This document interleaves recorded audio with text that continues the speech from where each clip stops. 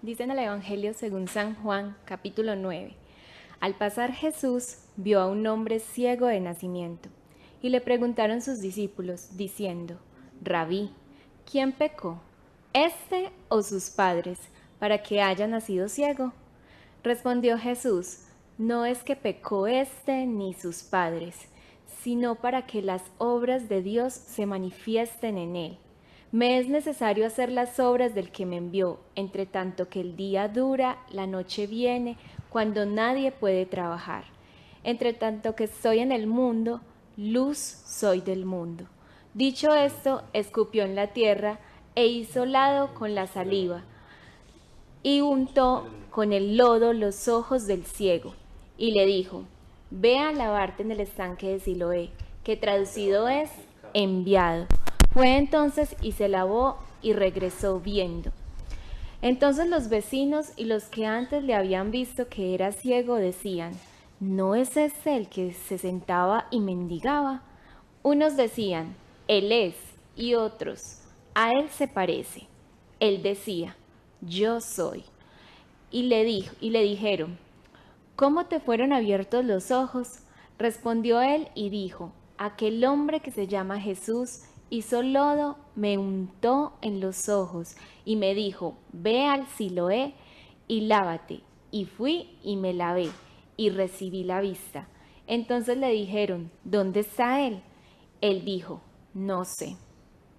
Muy bien, gracias a Dios. Entonces, si quieren, vamos a entrar de una vez con el estudio esta noche de la palabra del Señor. No sin antes decir que ya tenemos arriba de 300 reproducciones por Facebook, por 400 creo vamos, si nos pueden mostrar.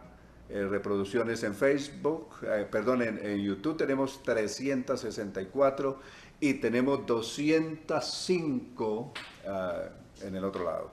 Muy bien, ahí sigue y sigue llegando la audiencia. Usted comparta, mientras tanto siga compartiendo este like con las personas, con sus amistades, en fin, porque necesitamos que este mensaje llegue a muchísima más gente.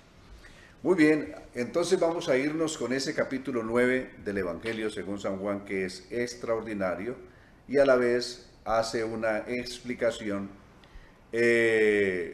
importante, o es bueno entrar con un comentario especial que hay allí por un pasaje mal entendido y que se presta para confusiones. Al pasar Jesús vio a un hombre ciego de nacimiento y le preguntaron sus discípulos diciendo, esta pregunta es muy importante, miren lo que ellos le preguntaron, maestro, Rabí es maestro, ¿quién pecó, este o sus padres, para que haya nacido ciego? Aquí queda un trasfondo que se presta para confusión. ¿Puede una persona pecar antes de nacer? ¿Puede un bebé en su tiempo de gestación pecar? ¿O será que, como se aseguró en el hinduismo y posteriormente en el budismo, que las personas vienen mediante la reencarnación y en vidas pasadas pueden ser que hicieron cosas muy malas en otras vidas que tuvieron antes? Pues allí en la reencarnación se cree que una persona puede tener unas 48 reencarnaciones y unos 60 retornos, para un total de 108 oportunidades. Es lo que se cree en el hinduismo y también en el budismo se cree o se tiene esa creencia en la reencarnación. Pero sabemos que la reencarnación realmente no existe. Y tiempo faltaría para decir por qué, pero un pasaje. Hebreos capítulo 9, verso 28. Está establecido para todo hombre que muere una sola vez y después de esto el juicio. Si existiera la reencarnación, la persona tendría que morir muchas veces. Mínimo en las 48 veces y enseguida retornar en cualquier otra cosa 60 veces. Entonces, eso no es verdad. Pero aquí viene la pregunta, ¿quién pecó? Es decir, cuando los discípulos preguntan esto, tienen alguna o tienen la mente en algo del hinduismo, del budismo. Recordemos que el budismo vino después de Jesús. Que Buda sí nació 600 años en el siglo VI antes de Cristo, pero esas enseñanzas no tienen ninguna importancia en la Biblia. Y vamos a ver por qué. Es decir, ¿a qué se refieren los discípulos concretamente cuando le preguntan a Jesús, este hombre que nació ciego, ¿por qué causa está ciego? Normalmente le atribuían al pecado la mayoría de enfermedades. Se creía que cada enfermedad era por consecuencia de un pecado, lo cual en el fondo eso no es verdad. Pero era una creencia popular que había. Pero también existía una creencia popular en que las personas podían pecar desde antes de nacer. ¿Y en qué basaban esa creencia? Es decir, ¿en qué basaban esa creencia? ¿Cómo podían pensar que un niño o un bebé o un feto pudiera pecar estando en el vientre de su madre? Sencillo. Veamos si había tomado mal. Existe una hipérbole, es decir, una exageración, en el Salmo 58. Cuando refiere a una hipérbole, sabe que está diciendo una cosa exagerada. ¿Qué es exagerado? Por ejemplo, los espías dijeron que la tierra prometida ciertamente era buena, pero habían murallas que llegaban hasta el cielo. No es verdad.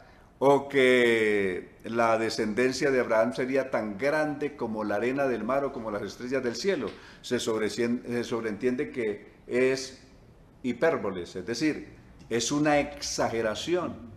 O cuando leemos en Jueces capítulo 5 que el llanto, el dolor, los gritos de dolor que daban los filisteos a consecuencia de las plagas que le vino, los tumores que le vino por haber llevado el arca de Dios a su tierra, el último verso dice que sus gritos, su lamento eran tan fuertes que llegaban hasta el cielo. Se sobreentiende de que es una hipérbole, es una exageración. Así igual aparece una exageración hablando del pecado, para exagerar lo que es la condición del pecador, en el Salmo 58.3.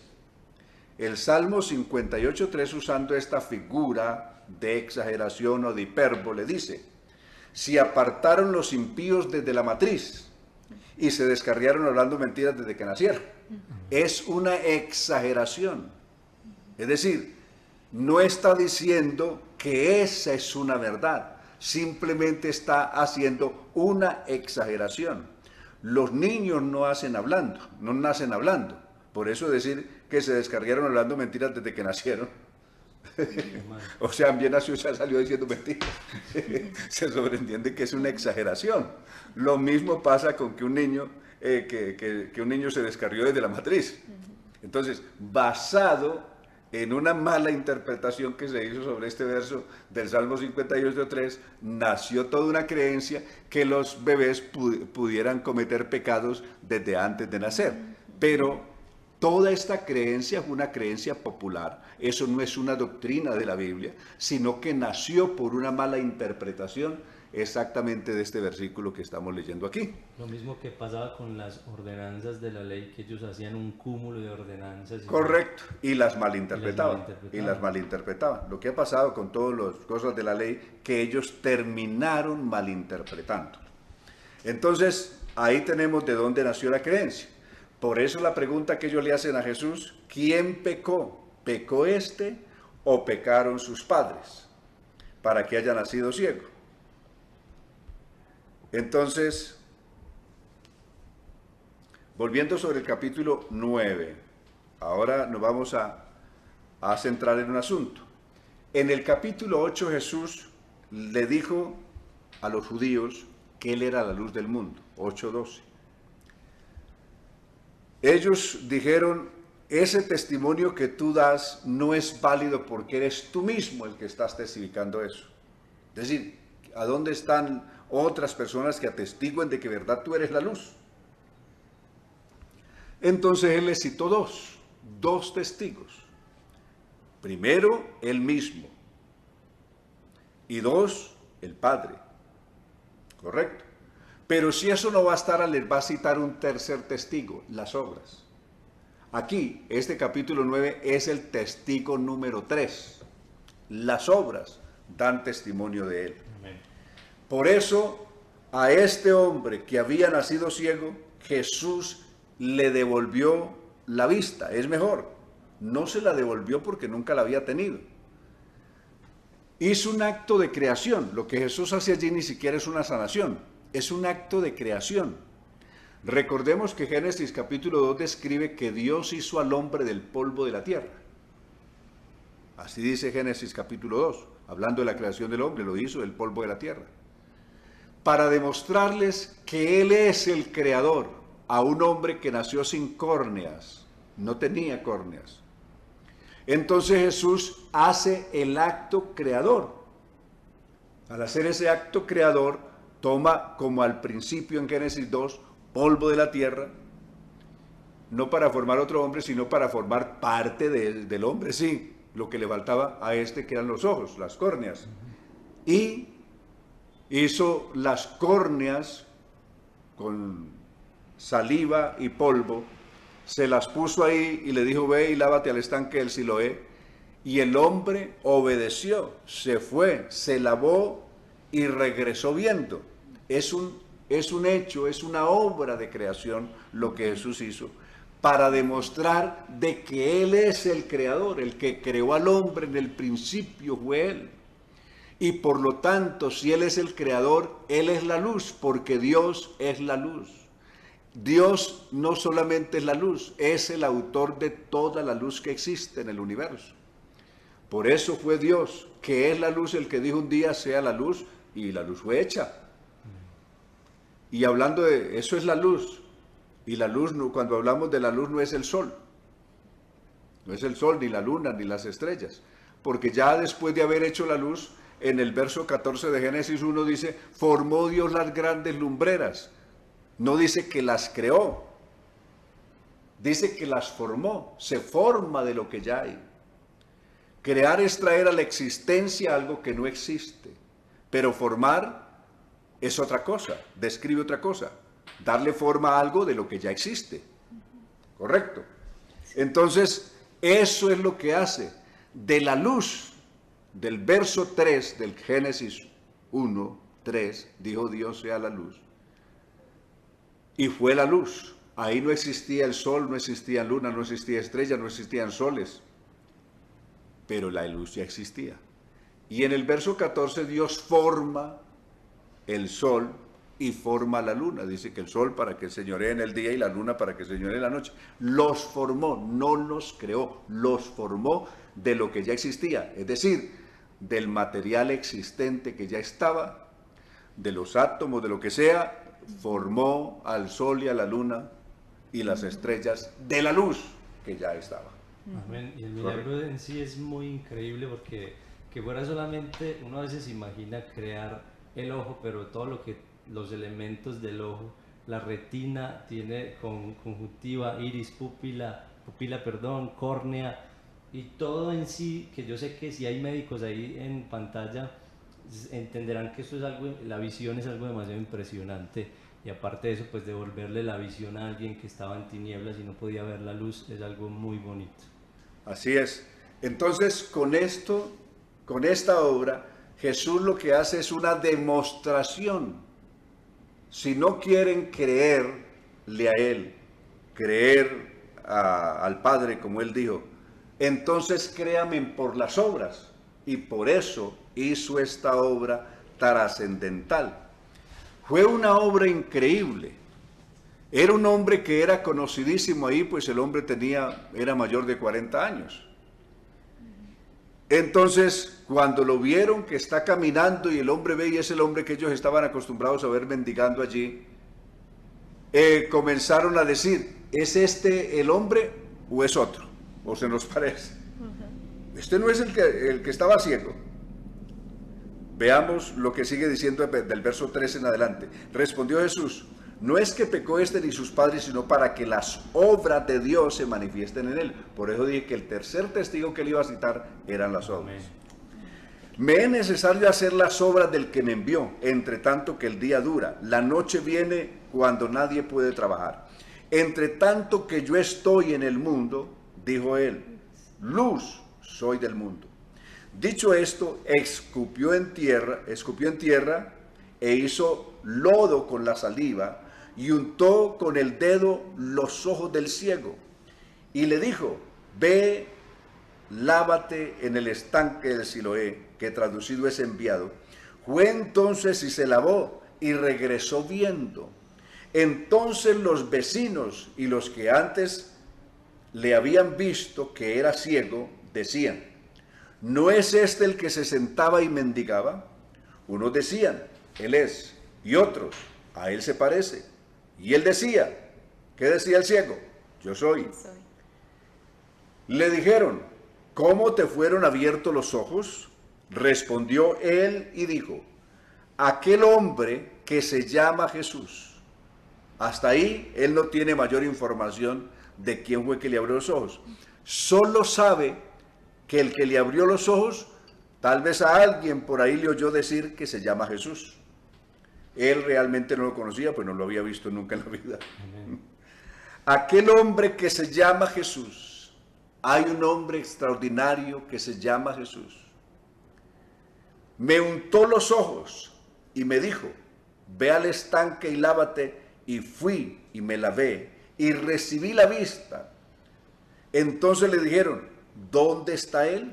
Él dijo, no sé, el hombre no sabe para dónde se había ido Jesús. Jesús se había ido y él no sabía para dónde se había ido Jesús. Pero aquí hay algo importante. Lo que sí sabe, el testimonio que el hombre tiene, el leve conocimiento que él tiene, es que si ahora ve que hay un milagro en su vida, se lo debe a un hombre que se llama Jesús. Así es. Usted, mi hermano, si hay una obra en su vida, todo se la debe y se la debo yo a un hombre que se llama Jesús. Ojalá que muchos esta noche pudieran testificar y decir, hola, esta nueva vida que tengo en Cristo Jesús, esta salvación tan grande, y muchos testificarán no solamente que son salvos, sino que han sido sanados o que son sanos. Y todo eso se lo debemos a un hombre que se llama Jesús. Pero bueno, como no es un culto evangelístico sino una escuela, entonces seguiré en el proceso de la lección. Pero sí, cuando uno lee estas palabras del Evangelio, hay una tremenda diferencia cuando uno lee la palabra de Dios que cuando lee otros libros.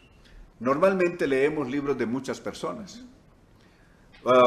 Hace ya algunos años, García Márquez, premio Nobel de Literatura colombiano, murió, pero hoy todavía sus libros siguen siendo muy leídos por muchas personas en el mundo.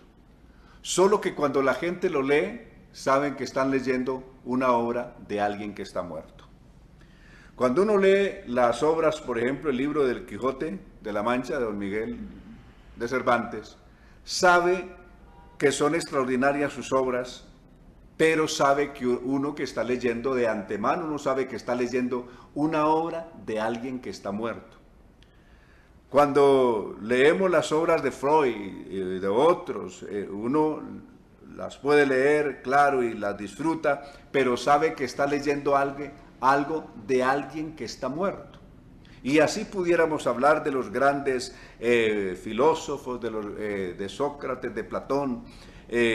Uno se deleita leyendo diálogos de Platón, por ejemplo, y así. Otras obras de Sócrates. ¿Por qué disfrutar los poemas de Virgilio, el italiano o latino? Y así, pero uno sabe que está leyendo unas palabras de alguien que está muerto. Pero la diferencia de eso con el Evangelio, con la Biblia, es que cuando uno lee el Evangelio, aunque fue escrito ahora 2000 años, el autor de este Evangelio está vivo. Amén. No es alguien que está muerto, está vivo. Y por eso esas palabras siguen vivas. Uno las lee Y cuando uno lee esas palabras, como que se le saltan y se le depositan en el alma, le vibran en el alma, porque son palabras que siguen vivas, porque el autor sigue vivo. Y eso es lo trascendental que tiene la diferencia, que entre otras que tiene la Biblia con todos los demás escritos, por importantes que estos sean en el mundo. Aquí viene un juicio que le van a hacer al ciego. Llevaron ante los fariseos al que había sido ciego. Aquí va a tener problemas. Y era día de reposo. Había un agravante, que es que este hombre fue sanado en un día de reposo.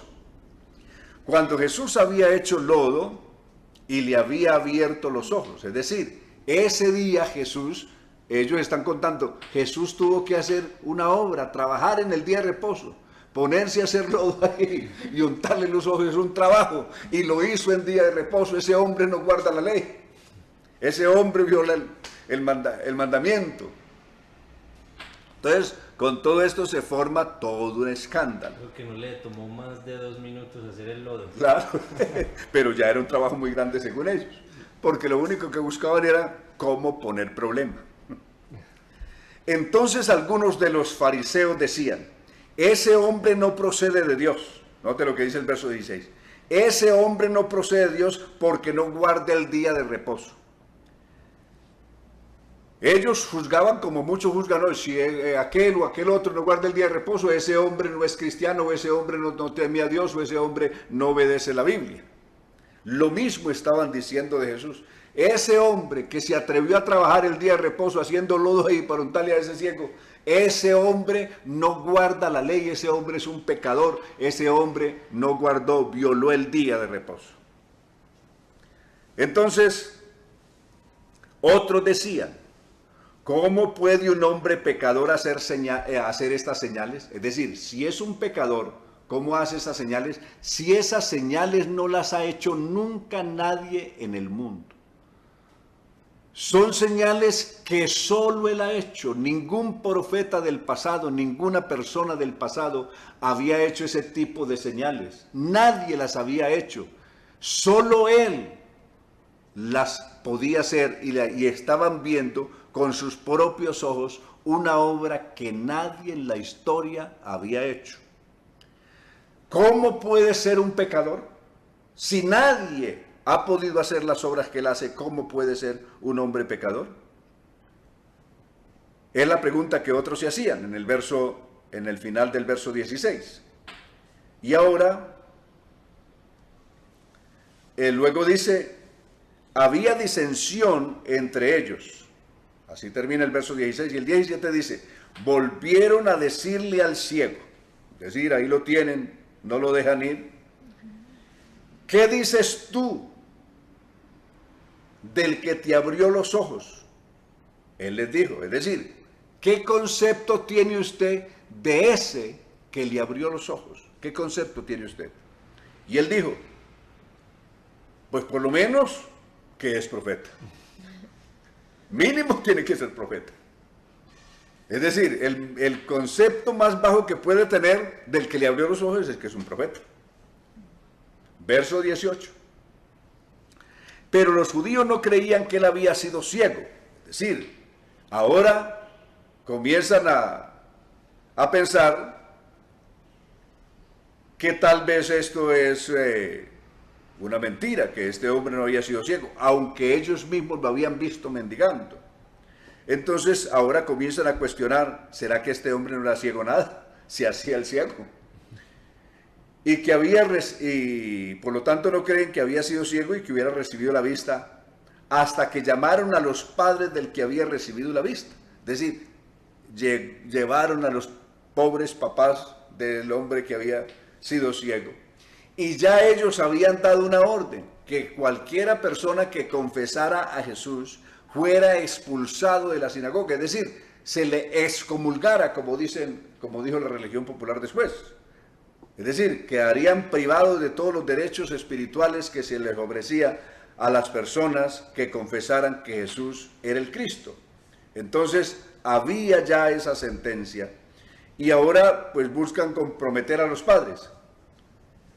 Y por eso mandaron a llamar a los padres para preguntarle. Y le preguntaron diciendo, verso 19, ¿es este vuestro hijo? Es decir, ¿es verdad si es este el hijo de ustedes o es alguien que está haciendo pasar como por el hijo de ustedes? ¿Será algún impostor o ese es el hijo de ustedes? El que vosotros decís que nació ciego, es decir, le ponen en duda si de verdad había nacido ciego. ¿Cómo pues ve ahora? Es decir, si ustedes dicen que este es su hijo y que nació ciego, ¿cómo ve ahora? Sus padres respondieron y le dijeron, ¿qué sabemos? Sabemos que este es nuestro hijo. No es un impostor, es real, él es nuestro hijo. ¿Qué otra cosa sabemos? Sabemos que nació ciego. Es decir, el testimonio aquí es preciso. Uno, es nuestro hijo y eso no hay lugar a duda. Y dos, sabemos que nació ciego. Pero ¿cómo ve ahora? Le preguntan. Eso no lo sabemos, eso sí, hasta ahí, ellos no saben más. No lo sabemos. O quién le haya abierto los ojos, nosotros tampoco lo sabemos. Y ellos dicen, él tiene más de 40 años, pues pregúntenle a él. ¿Edad tiene? Pregúntenle a él. Él hablará por sí mismo, es decir, él tiene edad suficiente para hablar por sí mismo. Esto dijeron sus padres porque tenían miedo de los judíos, por cuanto los judíos ya habían acordado que si alguno confesase que Jesús era el Mesías o el Cristo, fuera expulsado de la sinagoga, lo que decía atrás. Por eso dijeron sus padres, edad tiene, preguntarle a él. Entonces volvieron a llamar al hombre que había sido ciego y le dijeron, da gloria a Dios, es decir, es como un juramento. ¿Puedes jurar que tú eres el hombre que nació ciego? Como bajo la gravedad del juramento tendrá que hacer la declaración que diga, nosotros sabemos que ese hombre es pecador, le dicen ellos. Ese que tú dices que te abrió los ojos, nosotros ahora tenemos elementos suficientes para creer que es pecador porque no guardó el día de reposo.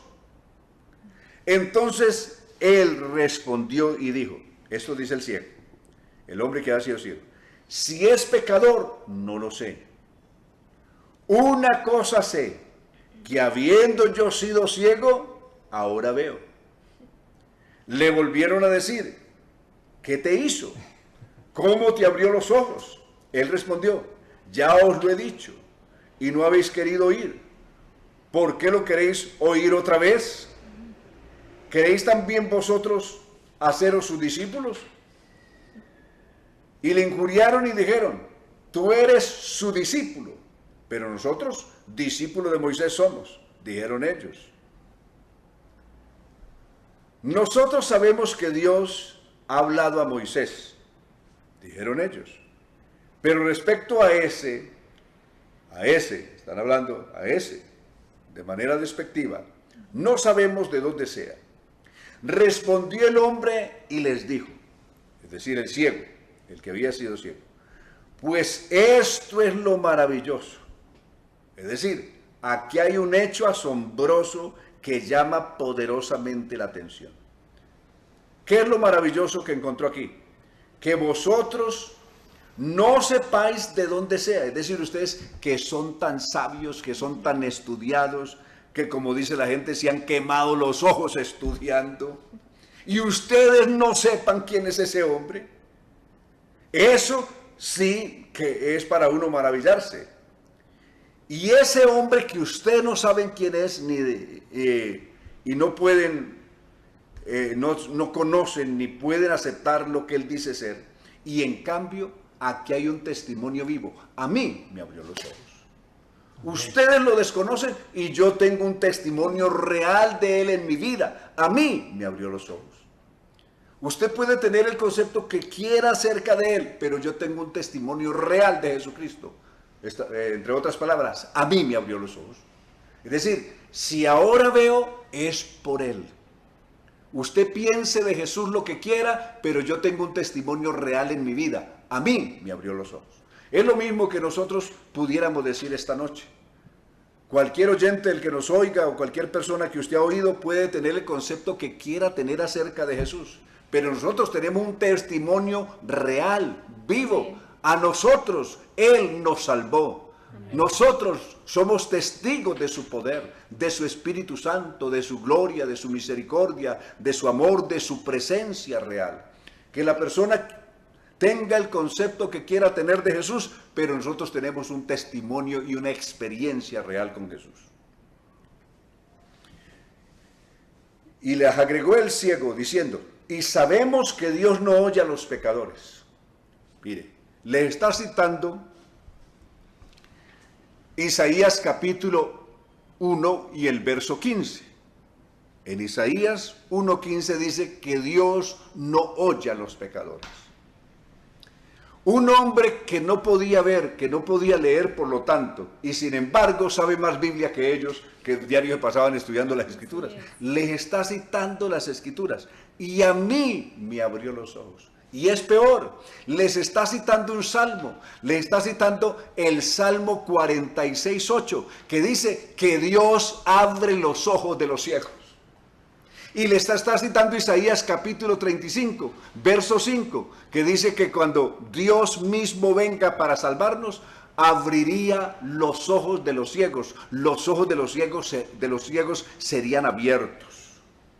Quiere decir que este hombre, que apenas acaba de recibir los ojos, sabe más Biblia que estos que supuestamente la han leído toda la vida.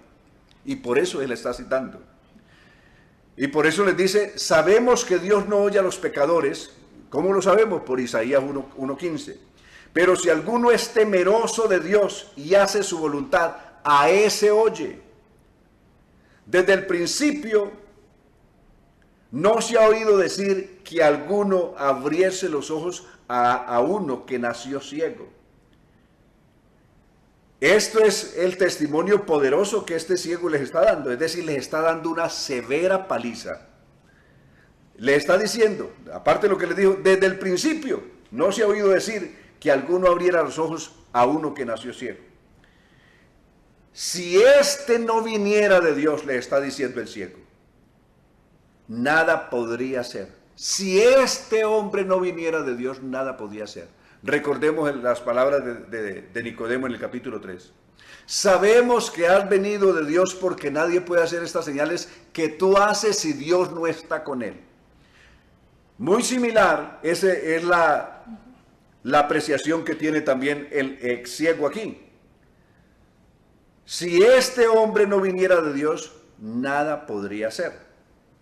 Respondieron y le dijeron, naciste del todo en pecado. Ahora ya ellos la toman contra él y ya van a decir que es que el hombre nació en pecado, que es un pecador. Y nos enseñas a nosotros, porque realmente los dejó en ridículo.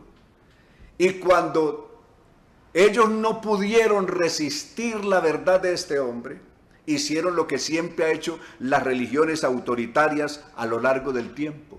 Cuando no han resistido la verdad, ¿sabe qué han hecho las religiones? Han procedido a excomulgar, incluso han procedido a matar a las personas que no han querido. Y si no, pregunten por las grandes inquisiciones y todos los inquisidores que han habido en la historia, cómo mataron cantidad de personas porque no las pudieron convencer con sus credos y con sus dogmas.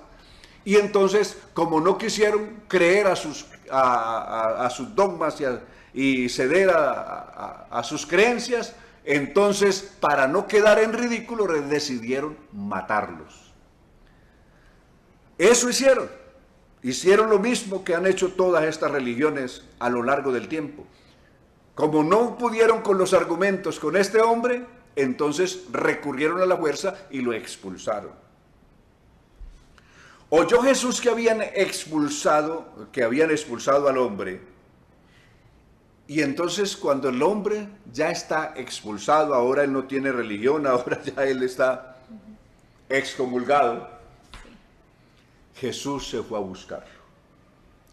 Aquí hay un acto muy lindo de Jesús. Amén. Y es que sabe que ese hombre por haber enfrentado valientemente a estos líderes religiosos, ahora está padeciendo las consecuencias y lo han expulsado. Entonces Jesús se fue y lo buscó. Y hallándole le dijo, verso 35, le dice, ¿crees tú en el Hijo de Dios? Miren todo lo que el hombre había hecho en defensa de Jesús sin conocerlo. Tenía levemente la idea de que era un profeta. Tenía la idea de que había venido de Dios. Correcto. Pero no sabía concretamente quién era. Y ahora la pregunta de Jesús sí es concreta.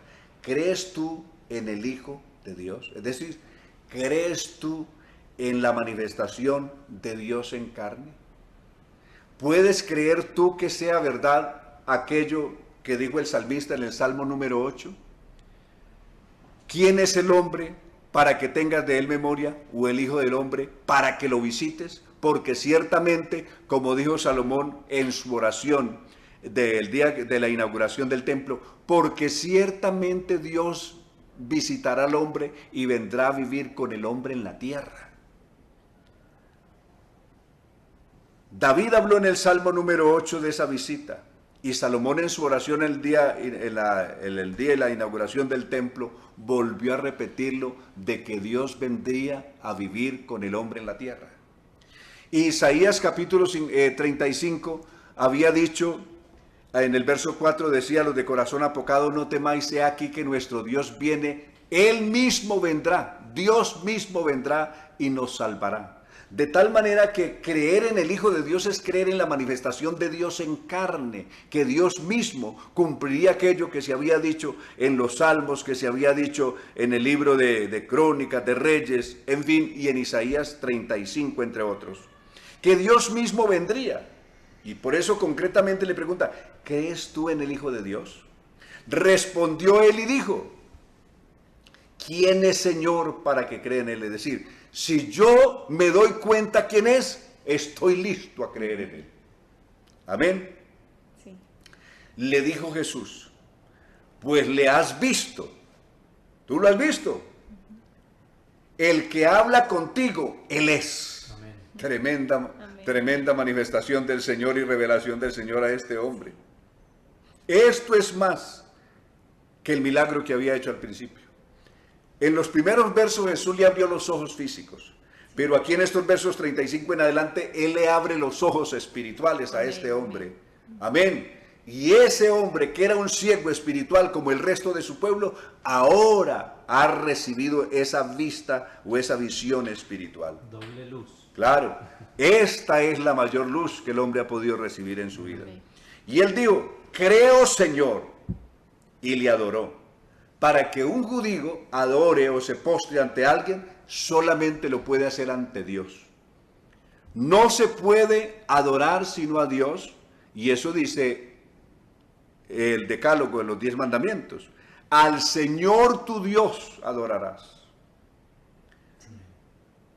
Por eso se lo citó Jesús a Satanás. Al Señor tu Dios adorarás y a Él solo servirás.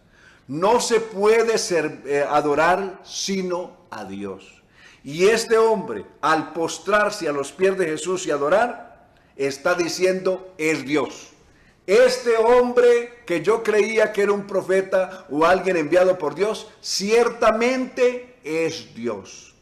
Por eso le adoró. Si una persona adora a alguien que no es Dios, es un idólatra. Romanos 1:23 dice, honrando a las criaturas antes que al Creador. Si Jesucristo es una criatura, como dicen algunas creencias, o es un segundo, como dicen otras, adorar a Jesús es un acto de idolatría y los idólatras no heredan el reino de Dios. Amén. Pero si adoramos a Jesús como éste lo adoró y como todos los demás lo adoraron, como los ángeles del cielo lo adoran, es porque definitivamente Cristo es Dios. Y no un Dios, es el único Dios. Y por eso este hombre le adoró. Dijo Jesús, aquí está hablando de de esta sanidad espiritual, ya de la vista espiritual, ya no de la primera, sino del segundo acto, que es abrirle los ojos espirituales. Y por eso en el verso 39 dice, Jesús dijo, para juicio he venido yo a este mundo, para que los que no ven, vean. Está hablando ya en sentido espiritual. Y los que no ven, y los que ven, es decir, los que dicen que pueden ver, sean cegados. Entonces algunos de los fariseos que estaban con él, al oír esto, le dijeron, ¿acaso nosotros también somos ciegos? Jesús les respondió, si fuerais ciegos, no tendríais pecado. Más ahora, porque decís, vemos, vuestro pecado permanece en vosotros. Está hablando de la ceguera espiritual. Si ustedes dicen que ustedes ven, es decir, que conocen, que entienden la realidad de lo que estoy enseñando, y si entendiéndola no la quieren obedecer, entonces son pecadores, porque es una persona que a sabiendas, o es decir, teniendo conocimiento pleno, con pleno conocimiento de causa, mas sin embargo peca o transgrede, entonces es doblemente pecador. Por eso dijo Jesús que ellos, si supuestamente tenían abiertos los ojos espirituales y podían ver, y sin embargo no habían podido creer todo lo que Jesús les había enseñado, son doblemente culpables y por lo tanto pecadores. Amén. Amén. Amén. Bueno, así hemos terminado el recorrido por este capítulo 9 del Evangelio según San Juan.